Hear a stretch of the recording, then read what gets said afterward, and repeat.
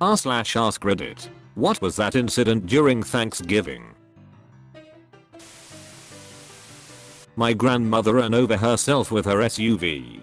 I was on my way to the festivities when it happened, so I don't know the exact details, but she was getting out food from the back of her SUV, put it in neutral instead of park, and it slowly ran her over. The craziest part is that my family, who were all inside, didn't notice until they heard a bump against the house. The SUV made 3 loops before hitting the house. She ended up being fine, but now isn't allowed to go outside alone anymore on holidays. This story is now an "oh, grandma" moment in our family. Ah, yes, I remember that Christmas song. Grandma got run over by an SUV. 3 loops makes it sound like the SUV ran her over 3 times before it stopped. I'm dying with laughter imagining a grandmother seeing this SUV slowly coming around for another pass with the mashed potatoes staring out from the back seat. Well, today is your lucky day because that is exactly what happened. She described it as, "I didn't know which one was going to be my death." Oh man. My mom dominated the conversation about how everyone should be drinking their pee for a solid 45 minutes. She read some yoga book about how it cures some infection called belly that you get in places like, you guessed it, Bali, but also apparently that it's actually just really helpful for all sorts of stuff. Went way into detail about how you have to catch it midstream of the first pee of the morning, blah blah blah. By the end, she was defending it so thoroughly that she said she was going to start tomorrow morning. She never did, and now denies that the conversation lasted more than 5 minutes and claims that everyone was egging her on. I thought it would be a funny prank to put a rubber chicken in the oven on Thanksgiving. My mom would laugh and laugh. Ho ho ho, there's a rubber chicken in the oven, what a gag. 13-year-old me didn't realize that normal adults usually preheat the oven before putting the turkey in. My grandparents had a new oven, and my grandmother had never made a turkey in it before. The turkey drippings somehow caught fire, and the kitchen filled up with smoke. We called 911, but by the time the fire department arrived, my dad and grandfather had put out the fire. So, when the firemen arrived, there was no more fire. They were really nice and understanding. My grandmother was mortified. My drunk aunt tried hitting on all of the firemen, even though she had a good 25 to 30 years on them. My cousin and I just stood in the front yard drinking beers in silence, watching it all play out. Fortunately, the turkey was fine and dinner proceeded normally once everything settled down. My mother and grandmother had plans to go to a restaurant last year, but my sister convinced them to go somewhere else at the last minute. Of course, this meant no reservations, but my sister was convinced that it would be fine, and they would just have to wait a few minutes for a table. I lived in another state, so I got to experience all of this from a distance. They ended up sitting at the bar while waiting for a table, having a few drinks and appetizers. After the second round of martinis, my mother looked over, and my grandmother was leaning back in her chair, completely limp and unresponsive. Everyone freaked out, paramedics were called, and grandma was rushed to the ER. I was 1,200 miles away when my mother called to tell me what happened. At that point, grandma was at the ER, still unresponsive, with crazy low blood pressure and high heart rate. I was ready to book plane tickets and rush to the airport when mom called back saying, "Don't worry, everything's okay, your grandmother just got drunk." Her blood test came back completely normal except with a blood alcohol concentration of 0.24, 3 times the legal limit. She was awake, so I got to talk to her, and she was crying. "I'm so sorry, I've ruined Thanksgiving." I assured her that she hadn't ruined Thanksgiving, and that everyone was just happy that she was okay. So my grandma was 90 years old, about 4 feet 8 inches tall, 100 pounds. She hadn't eaten anything all day because she knew they were having a big dinner. She also ordered another martini while no one was looking, so the second martini was actually her third. This turned into the perfect storm of really drunk grandma. TLDR. Grandma got run over by a martini. This Thanksgiving was going to be special. We invited somewhere around 25 people. Normally it would have been 12 and everyone arrived. Naturally, my mother bought a seriously large turkey and had it slow cooking all day. It was going to be the highlight of the day and everyone was looking forward to it. Fast forward, the turkey was out of the oven and was being carved. It looked and smelled delicious, and the table was set. Everyone was sitting down at the table, passing around mashed potatoes and talking about whatever. My mom was bringing the turkey from the kitchen into the dining room. Then she dropped the turkey platter. It shattered, turkey and porcelain shards littering the floor. Thankfully, most of the turkey was salvaged due to the 5-second rule. Some of us had shards of porcelain turkey platter on our plates, but it wasn't a big deal. The turkey was as good as it was promised to be, and it is sometimes mentioned now as the legendary floor bird. That was the day that 25 people agreed in 5 seconds that the 5-second rule applied to a whole turkey. Mom bought a new stove and had me, my brother, his very pregnant girlfriend, and a few others over for Thanksgiving. About a half hour to an hour before the turkey was supposed to be done, Mom checked on it. It was still raw. She had hit the wrong button when programming the new stove and accidentally shut it off. Luckily, we learned that you can in fact microwave a turkey because, judging from the look my brother's pregnant girlfriend gave, she was ready to eat my mom. Not surprising the turkey was a bit dry, but otherwise not bad. I'm impressed you had a microwave big enough to fit a turkey. My great-grandmother died at the table right as we were bowing our heads to pray on Thanksgiving. She had been slowly dwindling in health, so the whole family gathered together, figuring it was her last Thanksgiving.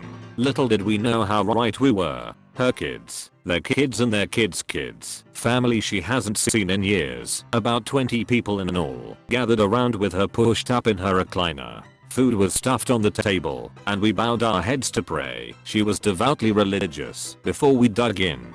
As we raised our heads and opened our eyes, we found our great-grandma slumped over, tongue lolling out, dead, as someone started compressions and another person called an ambulance. My youngest cousin dug into her meal completely unaffected by the dead body. Anyways, a nice memory for Thanksgiving every year.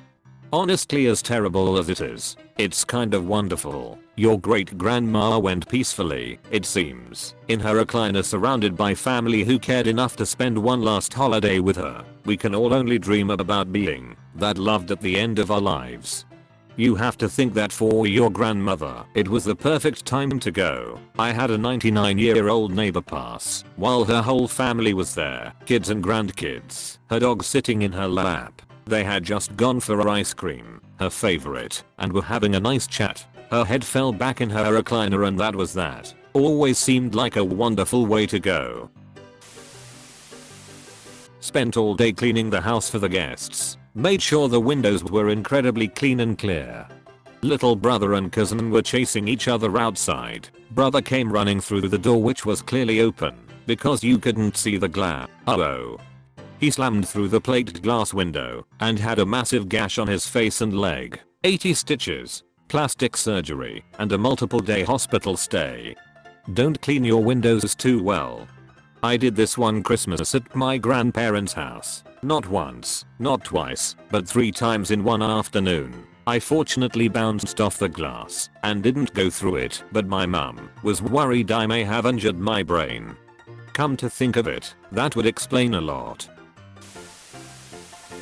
I was probably 6 or 7 at the time. My mom's candles caught the kitchen curtains and some decorative greenery on fire. My sister and my cousins and I were at the kids' table in the kitchen, while the adults were in the dining room, so no one of significance noticed anything except me. My mom warned us not to annoy the adults during dinner, so I quietly walked to the dining room and stood silently for a minute or two until someone noticed me, and only then did I politely say, "Sorry, but the kitchen's on fire."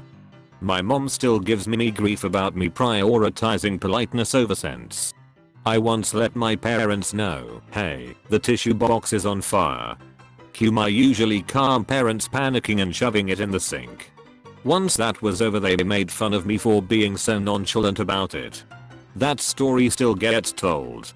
Dear Sir/Madam, fire! Exclamation mark. Fire! Exclamation mark. Help me! Exclamation mark. It's not like a crazy story, but my uncle was dating this lady who was super fake and acted like she was family from the beginning. She kept asking to host a holiday, and my mom, wanting to be nice, said she could host Thanksgiving because that was my mom's holiday to host and she wanted the girlfriend to feel included. We all went to the girlfriend's house and it was filthy. I'm talking big clumps of old dust bunnies that were right out in the open all over the place, in the living room, kitchen, hallways, just everywhere. It smelled like a garbage can. I had to use the toilet and I went upstairs to where she said the bathroom was. There was laundry everywhere, but I got to the bathroom and it was caked with mold and a mountain of garbage, makeup supplies, and just stuff piled on one of the two sinks in there. The toilet was white with black gunk caked into the sides. I held in my pee. She also ordered in food and served it to us on styrofoam plates. Not that I needed it to be on nice plates, but lady, you begged to host a holiday and then didn't do any hosting at all. We never went to her place again. Considering her hygiene skills, you should probably be thankful she didn't cook. My oldest sister called another sister a fat witch over some stupid fight that they'd been having for years, who then in turn picked up the bowl of green bean casserole and threw it at her. She missed. It wasn't that far, but I guess she was really angry and that messed up her aim, and it ended up hitting my mother's favorite painting. It wasn't salvageable. We all stopped having Thanksgiving with the entire family after that. One Thanksgiving, my aunt, a very hefty woman, decided to wear an all green outfit for some insane reason. At the time, a canned vegetable company called Green Giant had an ad campaign going. My cousin and I were walking through the carport and my aunt rounded the corner coming towards us. The entire family heard my cousin say ho, ho, ho, followed by me chiming in perfectly with Green Giant. There was about a second and a half where the world was totally silent. I swear even the birds stopped singing. Then laughter started with my uncle and the entire group just fell apart laughing, except for my aunt. She started swinging, and my cousin and I took off running. Not really a negative incident, but we left my one aunt in charge of cooking the turkey. Fast forward a couple of hours, and we were all playing cards when someone mentioned, wait, why don't we smell that turkey? Yep, my aunt completely forgot to turn on the oven and let it sit there for about 5 hours with no heat. We had pizza that year. Perfectly prepared room temperature turkey. So fresh, so natural. A couple of years ago, my brother-in-law set the oven on fire.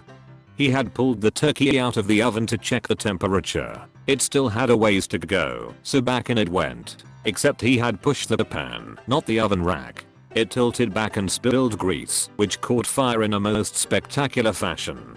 Roaring flames, smoke. 2-year-old nephew and newborn niece are crying. My sister, my ex-girlfriend, and one of my brother-in-law's daughters from his first marriage, and I took the kids outside. My mom, being the quick thinker that she is, got the fire put out quickly without having to use a fire extinguisher. The kicker? The turkey was still undercooked when all was said and done. Last year, my parents were discussing my younger brother, who's in college, and wanted to take a gap semester. They were concerned, because he already wasn't showing much focus and they were worried that, if he took a gap semester, then he would never go back. I tried to reassure them, by reminding them that I, like him, really hated college the first time I went, but then I went back a second time, and had more drive and focus, because the second attempt was based on my own desire to improve myself, rather than just trying to please them.